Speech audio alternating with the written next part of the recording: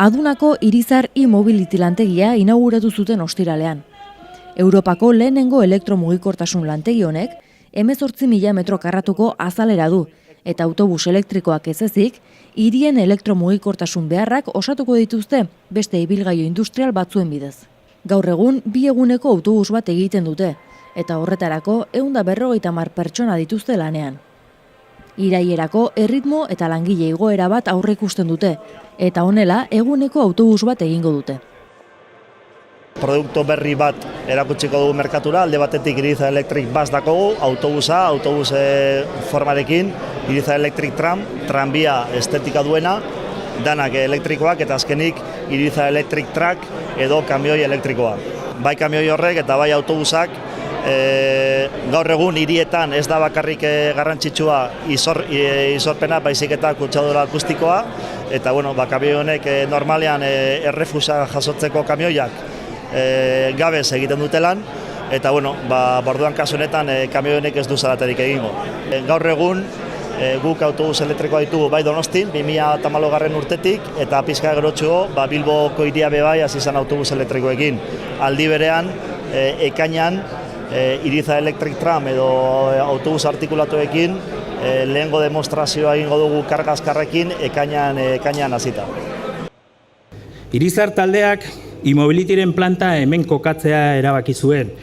Honek nolabait erakusten du nola horrelako enpresa handi eta aurrerakoi batek Gipuzkoan errotzeko apostua egiten jarraitzen duen.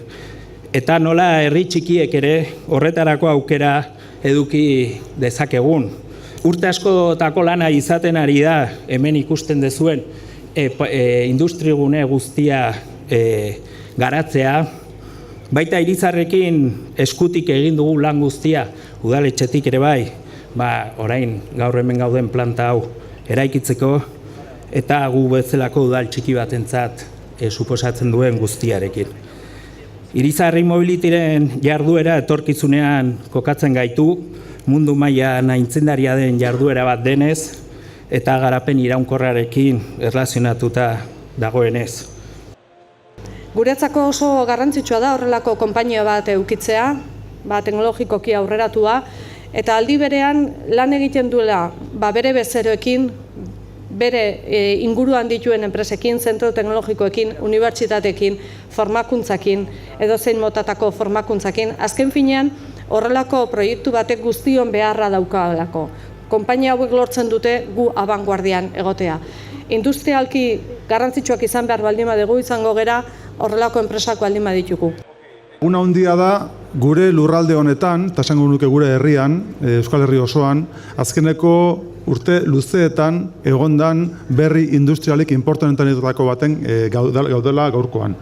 19. mende amaieran, Irizar familia ari zenean hasieran karruajeak konpontzen, gero ondoren dirigentziak egiten, garai hartan zegoen mobilidadearekin bat, gero egontzen autobuserako transizioa eta hortik autobus elektrikora.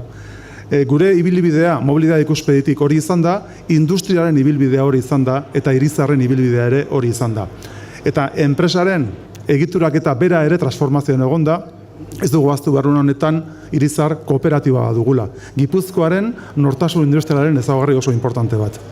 Gipuzkoak apustu hau egiten duela, Euskal Herriak apustu hau egiten duela, benetxan pentsatzen dugulako gizarte kohesionatu eta justu bat nahi dugula. Eta horretarako ezinbestekoa dugu edukitzea industria lehiakor bat. Industria lehiakor horrek bermatuko du edukitzea azkenean lanpostuak ongi ordainduak eta egonkorrak.